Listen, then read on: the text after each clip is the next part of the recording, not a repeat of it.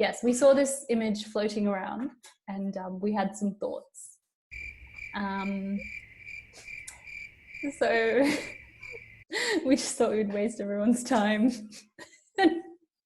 Take it away, Cindy.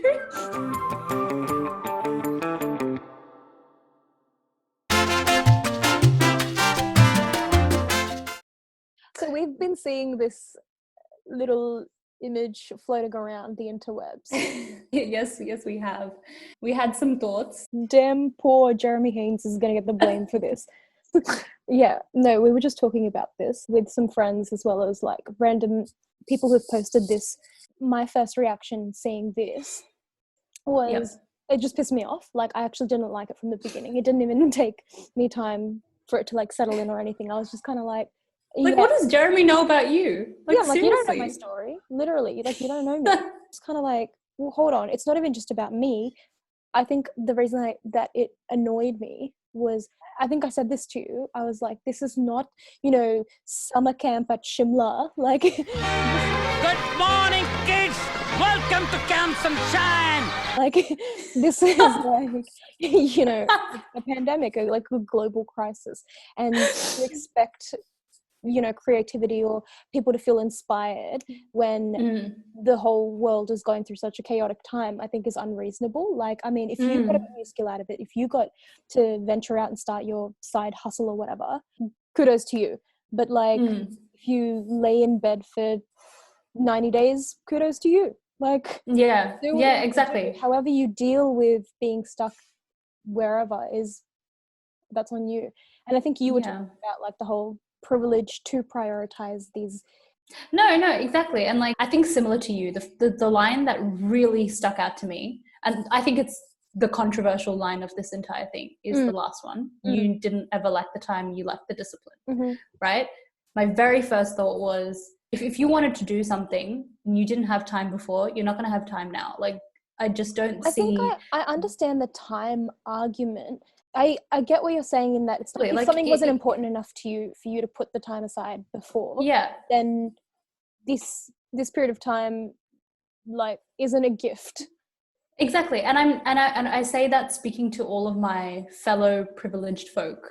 And I think that is the most important thing. Yes. And that is the most important thing. So when that was my first thought, I was like, okay, if this is directed to me, I'm lucky in the sense that, I have the security of living in a stable household. I have, the ability to work from home. Touch wood, my job security is safe. So, these are sort of factors that I was like, okay, fine. If this is directed at me, if I wanted to do something before, you're not given more time in this situation. This isn't buying you time. This situation, as you said, it's whatever you want to make of it. Yeah, it's not summer camp in Shimla. Good morning, kids. Like, you're not being told to explore your options. Anyway, that was my immediate thought. But then my secondary thought to this was, hang on, how many people can really relate to this image? It's easy to sit here with everything that we've got and discipline being the only setback. Exactly. To these three, to achieving these three things. Yeah, that's the only obstacle being discipline.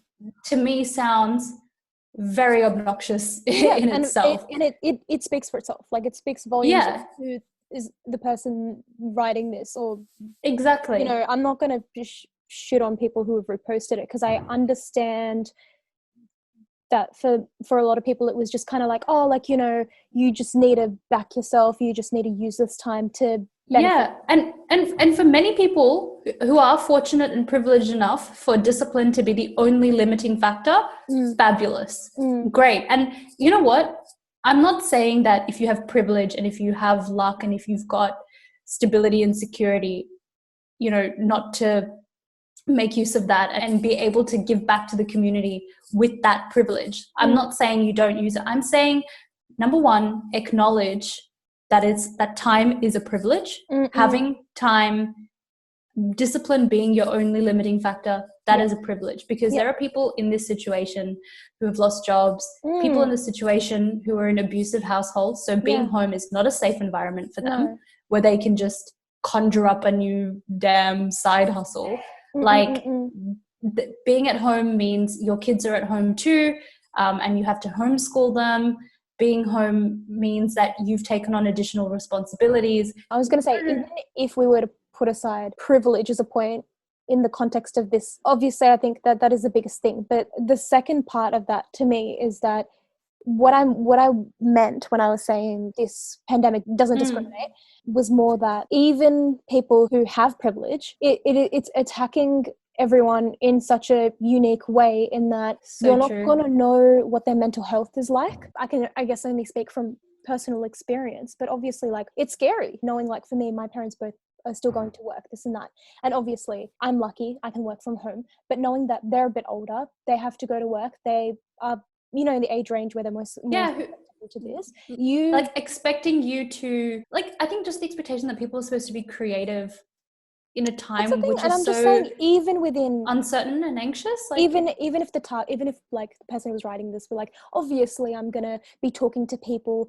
who are in a situation where they can blah blah blah. Again, this is such a unique situation in that you can't really be making claims like you didn't have a time, you lacked the discipline. Well, that's exactly it. Well, that you've nailed that. And you know what's really interesting? So I was having this conversation with someone. They brought up a really interesting point, and their point was, no, but how you deal with the adversity. So if you say you've lost your job or something like that, how you deal with that adversity in learning a new skill, X, Y, Z, that is discipline. And I just I didn't have an appetite for that sort of rhetoric, because to me, pivoting your core skills to survive is very different to repurposing your latent time toward doing something that you've always wanted to do. To me, that is a privilege.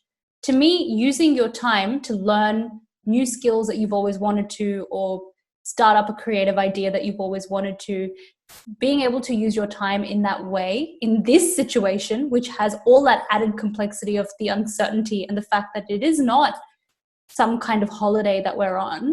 Yeah, and I think that's exactly it. Like, and the whole idea of thriving and surviving in adversity is new knowledge, is a new skill that you've learned throughout this period. I agree with you in that. I disagree completely, because feeling like you're having to do the absolute most to survive, I don't think spinning that into a positive life experience is a viewpoint that's going to help anyone. No, and that's not what anyone's thinking whilst they are surviving. Like, and struggling. That is something, and struggling. That is something that in hindsight you can reflect on. And there's this amazing quote, which of course I've forgotten. It's basically how, when you look back on something, you can turn sights or experiences that you've had in challenging times into insights. It's not at the time when you're actually experiencing it where you're gaining all this perspective. Although perspective is free, the liberty to have perspective, to reflect, to have time to sit there and be like, this is what I'm doing now, what can I be doing better, again, is a luxury. It is a luxury. You're so right. And I think in essence, time is a privilege. Yeah. So I think the way this should have been written would have been, I feel lucky to be able to use this downtime to nurture ideas I've always wanted to, but all I needed was the discipline to execute. Because I think it's so important to recognize your luck and your privilege, that all you require, that all your only setback is discipline. So that in itself is luck and privilege. And you can't generalize a statement and just be like, hey, you, whoever you are, I don't care what your situation or circumstance is, but if you're not doing things, if you don't come out of this period with X, Y, and Z, then you lack discipline. It's exactly it. The fact that there are so many issues, so many fundamental things that come out of probably such a harmless, like, intent. Yeah, they probably didn't even intend this. Again, intent versus impact. Like, exactly. As our great mother Flex has told us. Yes. Yeah, again, it's not about the intention in this scenario. It's about the impact, and your impact is pissing me off. so shove it. And I feel like everyone who met would just be like, oh, like, you don't have to get so like butt hurt. It's like, no, I'm not getting butt hurt. Like tunnel vision, right? It's just kind of like, oh, this is me, this is my life, this is what I'm going through. Yep. And therefore, again, it comes down to, I have good intentions, didn't mean to hurt anyone, so I can go live my life. And like, I think the example Flex uses is she's like, you know, I'm playing frisbee with a friend and it goes and hits someone in the face. And like my intention was obviously not going to go hit them in the face, but when I go to them, do I say like, you know, I didn't mean to hit you in the face, or would I say I'm so sorry that it did hit you in the face and you're hurt now?